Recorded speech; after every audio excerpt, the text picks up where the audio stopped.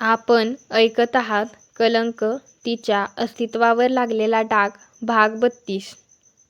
विषयाची गंभीरता पाहता मीर देवाक्षी यांच्याविरुद्ध सर्व पुरावे आहेत. तसेच त्यांना सिद्ध करता येईल असा एकसुद्धा पुरावा त्या अजूनपर्यंत कोर्टात सादर करू शकल्या नाहीत. पण तरीसुद्धा त्यांना स्वतःला निर्दोष सिद्ध करण्यासाठी कोर्ट 2 आठवड्यांचा कालावधी देत आहे. जर या काळात त्या स्वतःला निर्दोष सिद्ध करू शकल्या नाहीत तर पुढच्या तारखेला त्यांना मर्डर अटेम्प्ट करण्यासाठी अंडर सेक्शन 302 जन्मठेपेची शिक्षा सुनावण्यात येईल. जज साहेब म्हणाले तसे सगळे जण उठले. सगळे आपापल्या रस्त्याने निघून गेले आणि त्याच गर्दीत ती सुद्धा चालत बाहेर पडली. आयुष्य बर्बाद होणं काय असतं हे ती आज पुन्हा अनुभवत होती. द्रौपदीचं वस्त्रहरण होताना त्या सभेत तिच्यावर लावल्या जाणाऱ्या आरोपांना ती कसं अनुभवत होती हे आज तिने जाणलं होतं. माणसांच्या गर्दीत वेश्या म्हटल्यावर कसं वाटतं हे तिला माहीत होतं. ती बाहेर पडली तसं तिच्या आईने घाबरत तिचा हात पकडला आणि त्यांनी तिला बाहेर नेलं. दोघीसुद्धा कारमध्ये बसल्या. ती आज खूपच शांत होती. एवढ्या सगळ्या गोष्टी घडून गेल्यानंतर सुद्धा एखादी मुलगी कशी शांत राहू शकते? त्यांनासुद्धा तिची शांतता खात होती. तिला कधीही थोडा जरी त्रास झाला की ती पहिलं तिच्या आईला सांगायची. पण आज ती याबद्दल त्यांना काहीच बोलत नव्हती. सध्या तरी कोणाचंच काही बोलण्याचं धाडस होत नव्हतं. त्यामुळे सगळे शांतपणे गाडीत जाऊन बसले. विराटने कार चालू केली. पण ती मात्र शांत बसली होती. आई टेन्शनने अधूनमधून तिच्याकडेच बघत होती. सकाळी येताना कोणीच काही खाल्लं नव्हतं. त्यामुळे विराटने रस्त्याच्या कडेला असणाऱ्या एका हॉटेलसमोर गाडी थांबवली. इथलं जेवण छान भेटतं, आपण एकदा जाऊन बघूया, विराट कारमधून उतरलेल्या शिवमला म्हणाला. कारण आता सगळ्यांनाच भूक लागलेली होती. तुम्ही जा, आमच्यासाठी कारमध्येच घेऊन या, तिची अस्वस्थता बघत आई म्हणाली. तसं ते दोघे हॉटेलमध्ये गेले. शिवमने देवाक्षीसाठी पिण्यासाठी ज्यूस आणला. जेवण बनवण्यासाठी थोडा वेळ लागेल, त्यापर्यंत तुम्ही हे पिऊन घ्या, शिवम ज्यूसची बॉटल आईच्या हातात देत म्हणाला. तसं तिच्या आईने तिच्या हातात एक बॉटल दिली. मला नाही प्यायचं, देवाक्षी आईला म्हणाली. सकाळपासून काही खाल्लं नाहीस, थोडं तरी पिऊन घे, तिची आई काळजीने म्हणाली. एकदा नाही म्हटलेलं कळत नाही का तुला, ती आता रागात म्हणाली. तिला राग आलाय हे लगेच त्यांना समजलं. त्यामुळे त्या तिला जास्त काही बोलू शकल्या नाहीत. काही वेळाने विराटने त्यांना पार्सल आणून दिलं. त्यांनी तिला खाण्यासाठी विचारलं पण यावेळी ती काहीच बोलली नाही. त्यांनी जेवण स्वतः खाण्याचा प्रयत्न केला पण तिची अवस्था बघून त्यांच्या घशाखाली एक घास जाणार नव्हता. कसं तरी 2 घास पोटात ढकलले त्यांनी, पण पुढे जेवण गेलं नाही. त्यामुळे त्यांनी जेवण थांबवलं. काही वेळातच त्यांना उलटी आल्यासारखं झालं म्हणून त्या कारमधून बाहेर उतरल्या आणि थोडं लांब जाऊन त्यांनी उलटी केली. पाण्याची बाटली सोबतच आणल्यामुळे त्यांना पुन्हा कारकडे जाण्याची गरज पडली नाही. उलटी झाल्यानंतर त्या कारकडे गेल्या आणि कारमध्ये बघितलं तर त्यांची मुलगी तिथे नव्हती. त्यांनी घाबरून तिला आजूबाजूला शोधलं पण ती कुठेच दिसली नाही. शेवटी त्या हॉटेलमध्ये गेल्या. विराट, देवाक्षी इथे आले का, त्यांनी पॅनिक होत विचारलं. ती तुझ्यासोबतच होती ना, विराटने जेवण थांबवत विचारलं. हो, ती माझ्यासोबतच होती, पण मला उलटी आल्यासारखं झाल्यामुळे मी कारमधून उतरले आणि नंतर तिथे गेले तर ती कारमध्ये नव्हती. मला वाटले इकडे तिकडे असेल म्हणून मी सगळीकडे बघितलं पण ती कुठेच दिसली नाही. आई आता रडकुंडीला आली होती. तसं विराट आणि शिवमने सुद्धा आपलं जेवण थांबवलं आणि दोघे बाहेर आले. विराटने तिचा फोन ट्राय केला पण फोन कारमध्येच वाजत होता. आई आता डोक्याला हात लावून खाली बसली. कुठे गेली असेल ही पोरगी? आई असं म्हणत रडू लागली. विराट आणि शिवम आता तिला इकडे तिकडे शोधू लागले. आसपास असलेल्या लोकांना तिचा फोटो दाखवून तिच्याबद्दल विचारलं, पण त्यांनासुद्धा तिच्याबद्दल काहीच माहिती नव्हती. तिथे असलेला एरिया बऱ्यापैकी सामसूम होता. तिथे जास्त माणसांची वर्दळ नव्हती. आजूबाजूला जास्त करून झाडांची वर्दळ होती. तुम्ही रडू नका, ती इथेच कुठेतरी आसपास असेल. थोड्या वेळातच ती आपल्याला भेटेल, शिवम रडत असलेल्या तिच्या आईला म्हणाला. आई, तू कारमध्ये जाऊन बस. असंही इथे खूप ऊन आहे, त्यामुळे तुला जास्त त्रास होईल, विराट आईला म्हणाला. तसं आई उठून कारमध्ये जाऊन बसली. असंही आजच्या झालेल्या प्रकारामुळे तिचं डोकं दुखत होतं. टेन्शन घेऊनसुद्धा तिला अशक्तपणा आलेला होता. दुपारची वेळ झालेली होती. दोघांना समजत नव्हतं की तिला कुठे शोधावं, कारण तिथला एरिया खूप मोठा आणि दाट होता. शेवटी दोघांनी ठरवलं की वेगवेगळ्या दिशेला जाऊन तिला शोधायचं. विराट कार घेऊन दुसऱ्या दिशेला गेला आणि शिवम जंगलाच्या रस्त्याने गेला. शिवम रस्त्याने तिला सगळीकडे शोधत होता. आकाशामध्ये काळे ढग दाटून आले. त्याला आता पळून पळून घाम फुटला होता. भर उन्हात चालल्यामुळे दमसुद्धा लागत होता. त्यामुळे तो एका झाडाखाली थांबला. पण अचानक त्याला दुरूनच एका मुलीची छोटी आकृती दिसली. बऱ्याच लांब अंतरावर ती मुलगी एका कट्ट्यावर चढत होती आणि कट्ट्यासमोर असलेल्या दिशेला बघत होती. तिने घातलेला व्हायलेट कलरचा ड्रेस हा देवाक्षीच्या ड्रेसशी मिळत होता. म्हणजे ती देवाक्षीच होती. तो त्या मुलीच्या दिशेने पळू लागला, पण आता त्या मुलीने कट्ट्यावरून उडी मारली होती. तो तिला मोठमोठ्याने हाका मारत पळत गेला. 5 मिनिटांनी शिवम त्या ठिकाणी पोहोचला. त्याने खाली वाकून बघितलं तर तिने नदीच्या पाण्यात उडी मारली होती. पाणी खूप खोल होतं आणि पाण्यातून बुडबुडे वर येत होते. त्याने सुद्धा कट्ट्यावरून खाली उडी मारली. शिवमने पाण्यामध्ये तिला शोधण्याचा प्रयत्न केला. काही वेळातच त्याला कशाचा तरी स्पर्श झाला. ती पाण्यामध्ये बेशुद्ध झाली होती. पाणी तिच्या नाकात आणि तोंडात गेलेलं होतं. त्याने तिला पाण्यामधून बाहेर आणलं. तिला उठवण्यासाठी तिच्या गालावर थाप मारली, पण ती शुद्धीवर आली नाही. आता तो टेन्शनमध्ये आला. त्याने तिला जमिनीवर झोपवलं आणि तिच्या पोटावर दोन्ही हातांनी दाब देत तोंडावाटे पाणी बाहेर काढण्याचा प्रयत्न केला. काही प्रमाणात तिच्या तोंडातून पाणी बाहेर पडले, पण ती अजूनही शुद्धीवर आली नव्हती. कदाचित तिचा श्वास अडकला होता. कदाचित तिला CPR देण्याची गरज होती. त्यामुळे त्याने तिला CPR द्यायला सुरुवात केली आणि काही सेकंदातच तिची हालचाल त्याला जाणवली. तिने एकदम स्वतःचे डोळे उघडले आणि उठत मोठमोठ्याने श्वास घेतला. तिने आजूबाजूला बघितलं तर ती नदीच्या किनाऱ्यावर बसली होती. शेजारीच तो सुद्धा बसलेला होता. तिने सुरुवातीला बोलण्यासाठी तोंड उघडण्याचा प्रयत्न केला, पण आत्ता यावेळी तिला बोलता येत नव्हतं. मला वाचवायची काय गरज होती? तिने तरीही तोंडातून शब्द बाहेर काढले.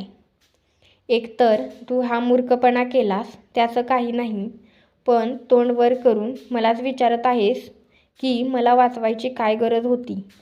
शिवम रागात तिला म्हणाला. तुम्हाला काय? माझं आयुष्य आहे, मी माझं बघून घेईन, ती त्याच्यावर खेकसत म्हणाली. तुझं आयुष्य आहे म्हणून तू काहीही करशील का? शिवमने देवाक्षीला विचारलं. हो, माझं आयुष्य आहे म्हणून मी काहीही करू शकते. तुम्हाला काय करायचं आहे? देवाक्षी उद्धटपणे म्हणाली. तू सापडत नव्हतीस तर तुझ्या आईची काय अवस्था झालेली माहीत आहे का तुला? शिवम तिला रागात म्हणाला. एकदाची मेली असते तर तिला होणारा त्रास वाचला असता आणि बाकीचे सुद्धा यातून सुटले असते, ती पश्चाताप व्यक्त करत म्हणाली. तुझ्या मरण्याने गोष्टी सुटणार नाहीयेत. उलट अजूनच गोष्टी वाढल्या असत्या. तो तिला रागात पण समजवण्याच्या उद्देशाने म्हणाला. जिवंत राहून काय करू मी? असंही त्या लोकांनी माझ्यावर घाणेरडे आरोप लावले आहेत. मला भर कोर्टात एक म्हटलं आहे. माझ्यावर नाही ते घाणेरडे आरोप लावले गेले आहेत. माझ्या आईच्या चारित्र्यावर माझ्यामुळे शिंतोडे उडवले गेले आहेत. एवढं सगळं होऊन कशी जिवंत राहू मी? ती त्याच्या पायाशेजारी खाली पडत म्हणाली. जणू आज ती स्वतःलाच हरली होती. मनात आता कशाचीही आशा राहिलेली नव्हती. कदाचित देवाच्या रूपात समोर तोच आहे म्हणून त्यालाच प्रतिप्रश्न करत होती. शिवमला सुद्धा देवाक्षीची अशी अवस्था बघून आतल्या आत त्रास होत होता. पण त्याला दाखवता येत नव्हता. तिच्याबद्दल अजूनही त्याच्या मनात सॉफ्ट कॉर्नर होता. तो सुद्धा तिच्या या प्रश्नांवर निशब्द झालेला. पण त्याला हे सुद्धा माहीत होतं की यावर जीव देणं हा नक्कीच उपाय नव्हता. हे बघ, तुझ्यासोबत खूप काही झाले तेव्हा तू खूप धैर्याने त्याला सामोरे गेलीस. तसंच आता स्वतःच्या न्यायासाठी सुद्धा तितकंच धैर्य ठेव. जिंकण्यासाठी नाही तर स्वतःला न्याय मिळवण्यासाठी ही केस लढ.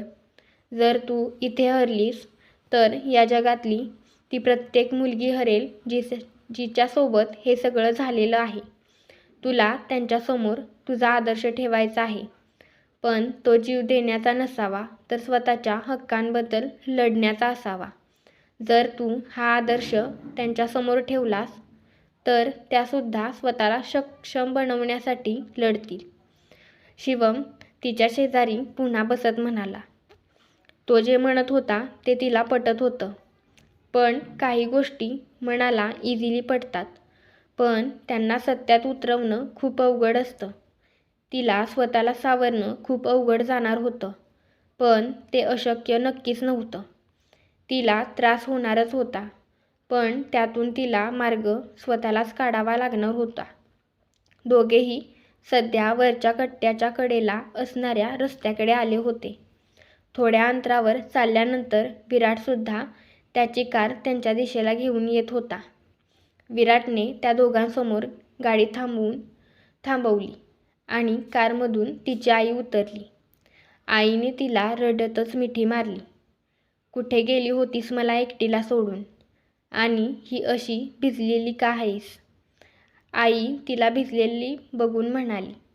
पण तोच त्यांची नजर शिवमकडे सुद्धा गेली. त्यांनी आजूबाजूला बघितलं तर पुलाच्या नदी खाली होती. तिने उडी मारली होती का? त्यांनी शिवमकडे बघत विचारलं. तसं शिवमने हो मध्ये मान हलवली. तसं त्यांनी तिच्याकडे रागाने बघितलं. तिने सुद्धा आपली मान खाली घातली. बाळा, काय केलंस हे? जर त्यांनी तुला इथे बघितलं नसतं तर काय झालं असतं? तुझा जीव एवढा स्वस्त आहे का की कोणीतरी तुझ्या आरोप लावले की तू जीव देशील?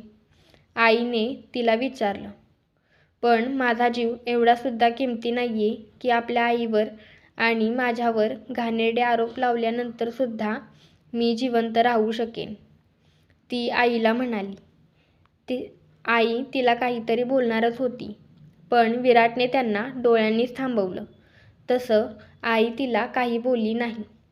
विराट देवाक्षीजवळ गेला आणि त्याने तिचा हात हातात घेतला. तुला माहीत आहे का, लहानपणी मला खूप वाटायचं की एक बहीण असावी जी मला रक्षाबंधनला राखी बांधेल, ती आपल्यासोबत खेळेल.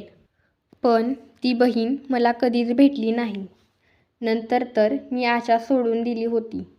पण मला तू भेटलीस आणि वाटू लागलं की कदाचित देवाने माझ्यासाठीच बहीण म्हणून तुला पाठवलं आहे. आणि हे खरंसुद्धा ठरलं. हे बघ, मी तुला इमोशनल करण्यासाठी बोलत नाहीये.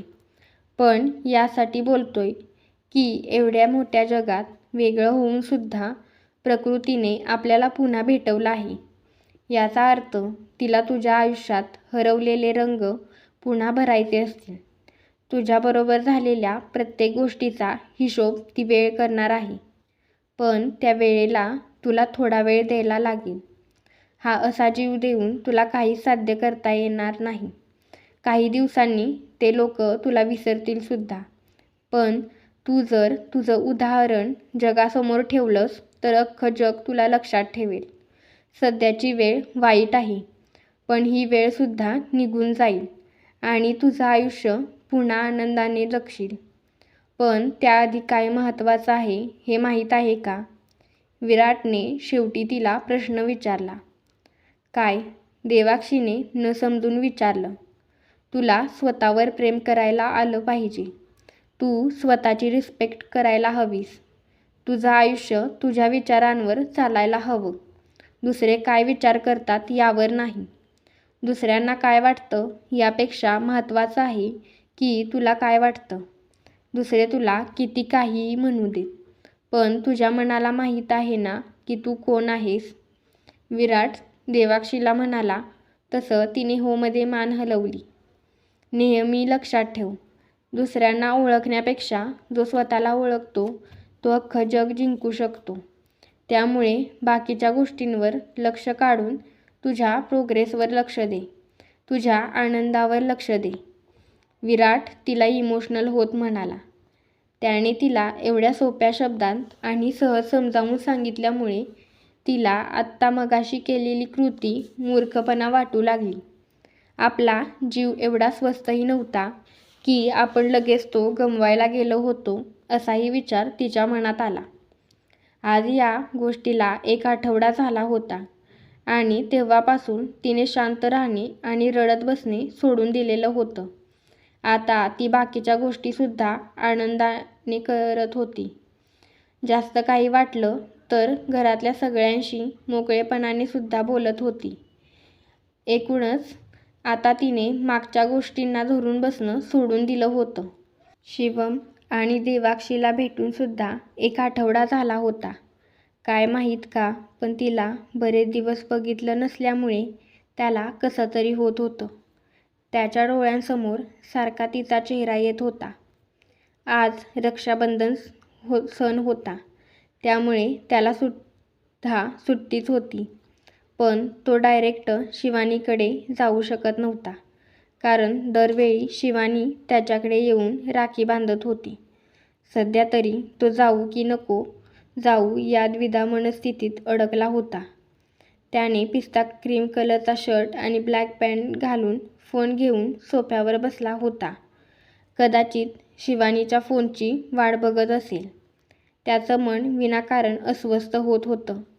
शेवटी त्याच्या मनाने तिकडे जायचं ठरवलं आणि तो तोंड वर करून शिवानीच्या घरी निघाला. त्याने बेल वाजवली आणि कोणीतरी दार उघडण्याचा आवाज आला.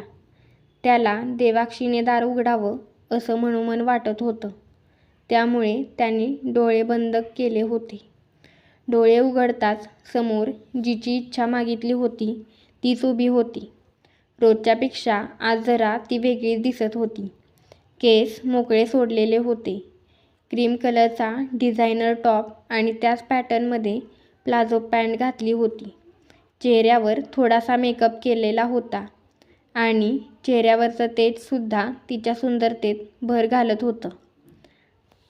कलंक, तिच्या अस्तित्वावर लागलेला डाग या कथेचे अपडेट्स मिळवण्यासाठी कथाविश्व या चॅनलला सबस्क्राईब करा. तसेच कलंकचे आधीचे भागसुद्धा नक्की ऐका.